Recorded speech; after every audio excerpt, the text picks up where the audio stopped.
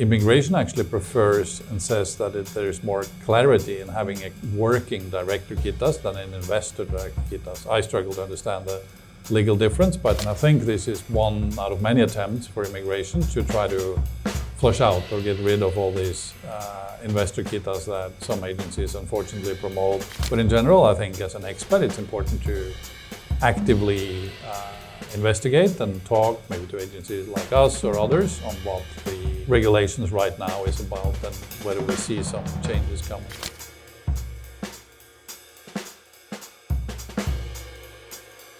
Hi everyone, good afternoon. Welcome to our Business Talk podcast. I'm Mita from legal team. It's like concerned with the immigration. And today we will discuss about all about the immigration, kitas, visa, and the new regulation about the new visa, pre-investment D12. And now, for help to understand and make it easier to discuss, we already have our CEO of Seven Stones Indonesia, Pak Terje Nilsen. Hello, Pak. How are you? I'm good. And you? Okay, I'm good too. And thank you for joining us. And we can discuss and have some question about the kitas and visa at the moment. Yeah, I think you probably know a lot more about this specific topic than me, but as in any country, also Indonesia, the type of visa that you choose to apply for and hold obviously is important in terms of the activity that you're having in Indonesia.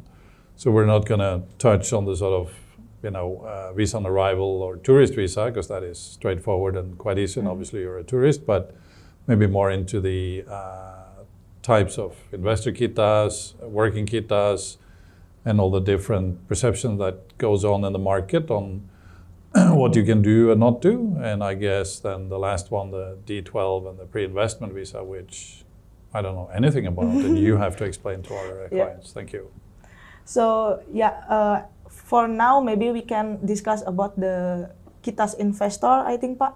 So at the moment, have a new regulation about new kitas investor must be have a 10 billion per share, and for the convert the kita must be have a 15 billion per share. No, I think that's the sort of changes that a lot of people, our clients in general in the market, are talking about. I think that's the past regulation that came way back through Eps.7, because in those days it was Eps.7 setting the investment value that you had to qualify to be able to hold an investor kitas. And I think it's important to mention that you can have three different types of investor kitas. You can have a shareholder only, you can have a commissioner and shareholder, and a director and shareholder. And in the past, that amount was for a commissioner and director only 1 billion, while for a shareholder it was 1.25. But I think with the new regulation of immigration that was passed actually in October 2023, and then it was enhanced, I think, in November, December same year, and now is finally being enforced towards the end of 2024, is that every person that wants to hold an investor kitas must have 10 billion in paid-up capital in the deed of establishment. And I think it's important for people to understand that there's a difference between paid-up capital as in towards the PMA to qualify, which is also 10 billion, and an investor kitas. And I guess what Indonesian immigration government is saying is that an investor kitas is a serious commitment, and it's a residential status. So they also want to see that you have a serious commitment towards Indonesia, whether that is an investor kitas or the different types, second home kitas, and then golden visas and so on. And like you say, for the first 2 times 2 years, 10 billion is enough, or if you've had 2 years on the old regulation now into the new regulation. But after that, if you want to go up to what we call kitap or a residential status, then you must have 15 billion. So you need to then update your deed of establishment to qualify for that change and application, in particular new kitas. Okay. Okay, Pak. So maybe if some company cannot mark up or increase the share, but they still want to use the kitas. What kind kitas you can convert that? Well, I think if you don't want to adjust your deed of establishment, which again, some people hesitate with because they don't have the capital, or they don't think they're going to have the capital, or they don't think that the company is going to reach that number of capital. You can still do what we then call a working kitas as a director. So you can be a director of your company or the company that you own shares in, but still less than 10 billion. But the difference with that is that an investor kitas is obviously renewed every 2 years, while a working kitas is renewed yearly. Plus, since it's a working kitas, you also have to pay the $1,200 labor tax. So it becomes, I guess, a little bit more expensive. I hear, and maybe you can elaborate on this too, that immigration actually prefers and says that there's more clarity in having a working director kitas than an investor director kitas. I struggle to understand the legal difference, but what we hear is that immigration sees that as you can be a little bit more maybe hands-on as a working director or a working kitas than an investor kitas. Okay. Right now, I have some visa at the moment following the new regulation from immigration. So many visa in their system. So did you know about D12 pre-investment? I've heard about it, and obviously we've talked about it in some of our meetings. I'm not really clear on how that is defined yet. I already see an awful lot of agencies that promotes this, and maybe not always within the intentions of what it's supposed to be. Sometimes stating that people can freely work and do other things, as we know. Always when there's new visas coming out, it takes a while until everyone fully understands the information. But perhaps you can sort of give us the outline of what it means in pre-investment kitas. Okay, maybe I can explain about this a little bit. No? Because at the moment have many visa index code, the new one. So, but for I think it will be more popular about this pre-investment visa, because that it's like not same. It's like similar with the investor kitas. But for the pre-investment visa, it's only you can use for coming and have planning to invest in Indonesia and make some company and business in Indonesia. And this visa, it's indexed D12, so it can be have two option for the D12, can be 1 year and 2 years. So it's mean in that years you can have planning and reach out about the where you can invest and make a new one company. And after that, if you already invest, you can do it in Kitas Investor.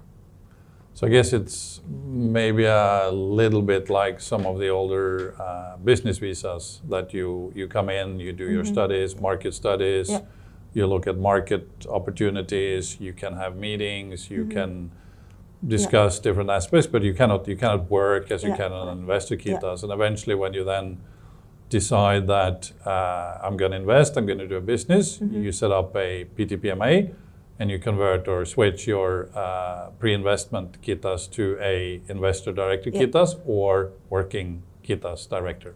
Yeah, it's if you want to invest, and agree, have a share 10 billion as following the regulation, you can apply the Kitas Investor. But for convert pre-investment to the Kitas Investor, it cannot do, but because at the moment process all the Kitas must be offshore. So it will be cancel your pre-investment Kitas to leave Indonesia and then apply the Kitas Investor. Okay, so it's like any other conversion, like during COVID and so on, we could do the what we call an onshore or in Indonesia conversion, but that's not possible. You still have to terminate, leave the country, and then apply for a new kitas. Yeah, and also different about the D12 or an investor kitas or something? Not really. What I see, and maybe you can clarify for our viewers, is I see this now marketed a lot as a kind of digital nomad Yeah. visa that you can come in and you can do online work. So let's say you have a relationship with a company in the US or Europe or somewhere, but you do the work here and you get paid here. That seemed to be allowed also from a tax perspective, that you don't become a tax resident to Indonesia, even though I must say that that is not totally clear yet with Minister of Finance and the tax department, which the regulation says if you stay more than 6 months, and most countries are like that, then you are actually by law a tax resident to Indonesia. So this is something I guess we'll see as we go along, and we have a further definition from the Minister of Finance, whether they confirm that yes, if you are on the digital nomad or D12 visa, you're okay, you can do work and you don't have to pay any personal income taxes here. That's okay. But yeah, maybe you can elaborate a little bit more on what is allowed and not allowed, and what you can do and not do.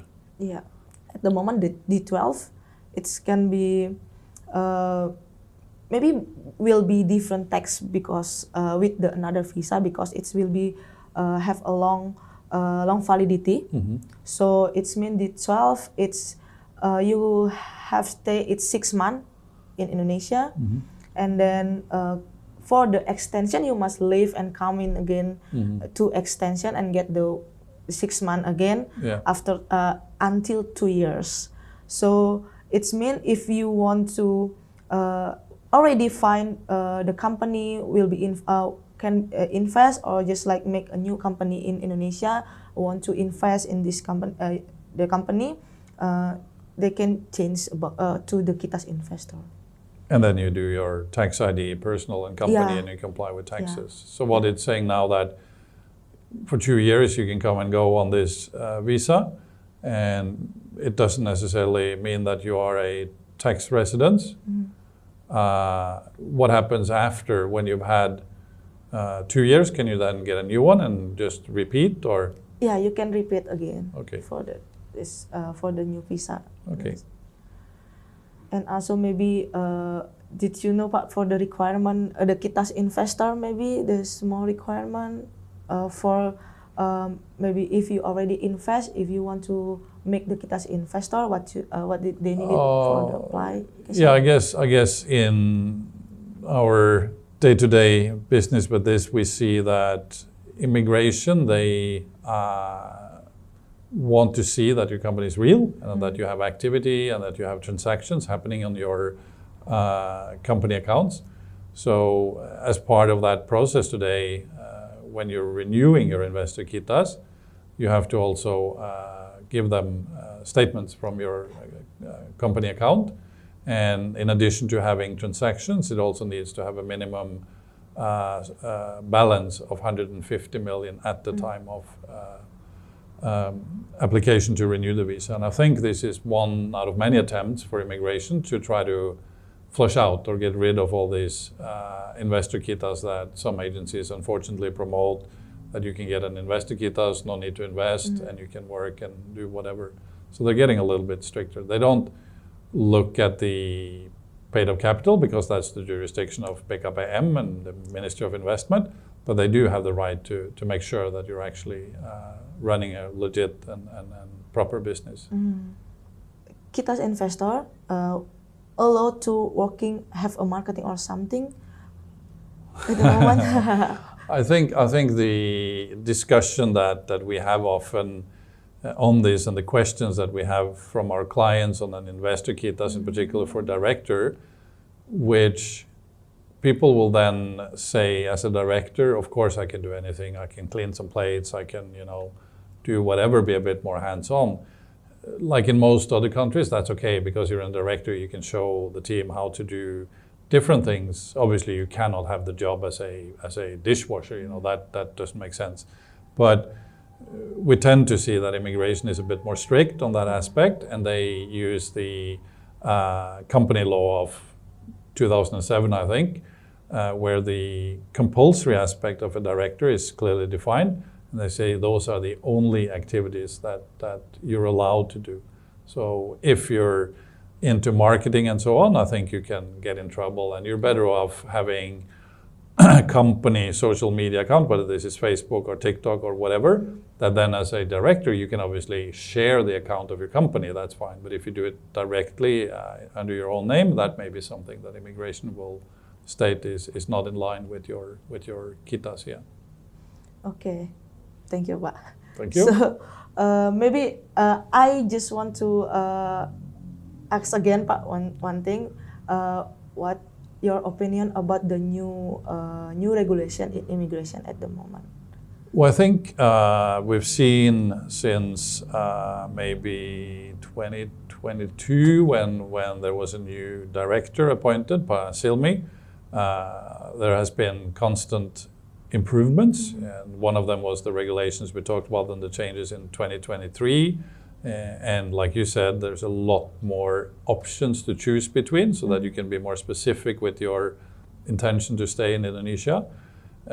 I hear also that there's a lot of work going on defining more clarity into that, so that we'll see much more clearly defined regulations from immigration side on what is allowed and not. In the past, to me, that has been a little bit difficult to see and get clarity on. And since October, with the new government now and President Prabowo, the immigration is actually its own ministry. So Pa Silmi, who was the Director General, is now a Deputy Minister, and I think Pa Agus is the Chief Minister of Immigration. They also manage jails, by the way. But I think constantly there is improvements, constantly there is much better clarity. And we also need to remember that immigration doesn't only work with us as foreigners coming into Indonesia, they also have a massive, much bigger part of their job, caretaking the interest of Indonesians being abroad, passports, Indonesians that works in the Middle East or other countries. And on that side too, I think immigration has done a tremendously good job on many, many things. They've stopped a lot of the illegal human trafficking and illegal work, so there's a much better protection towards Indonesians today working abroad.